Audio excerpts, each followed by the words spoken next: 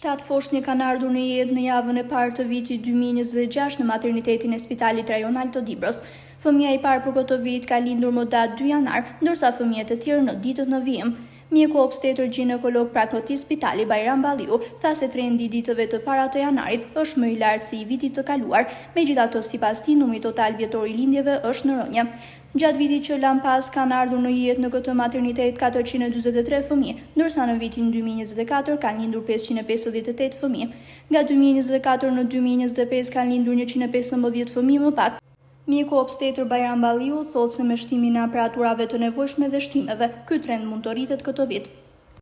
Atëherë, për vitin që shkoi, për vitin 2025, në maternitetin ton kanë lindur gjithsej 443 gra.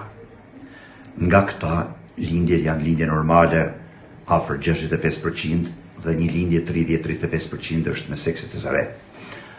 Për këtë vit, për vitin 2026, deri me datën sot që është data 5 janar, ka ndodhur gjithsej 7 lindje, nga të cilat 4 lindje me sekse cezare dhe 3 lindje normale.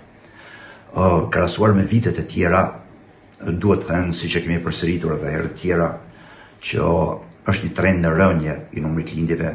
Për shembull, krahasuar me vitin 2024, ne kemi patur gjithsej 558 lindje. Kurse këtë vit, që shkoi të vitin 2025, 443 lindje.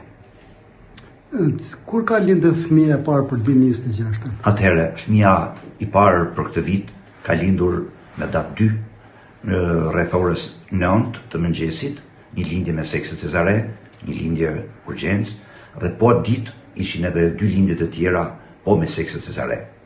Ky vit duket që ka filluar i mbar dhe shpresojmë që pas një rënje të këtyre viteve të fundit, shpresojmë në një rritje të numrit lindjeve këtë vit, duke parë qoftë edhe këto 2 muajt e fundit që ka një rritje të lehtë krahasuar me periudhën e vitit të kaluar.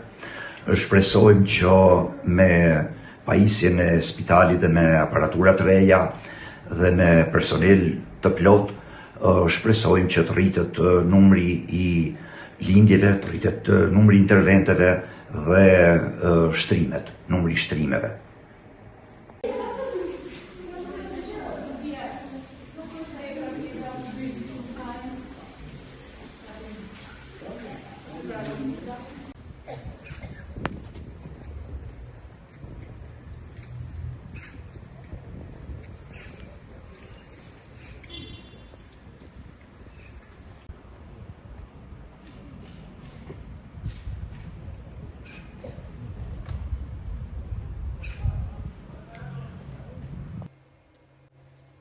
Shtatë fëmijët e ardhur në jetë në javën e parë të këtij viti në Spitalin Rajonal Dibër gëzojnë shëndet të plotë.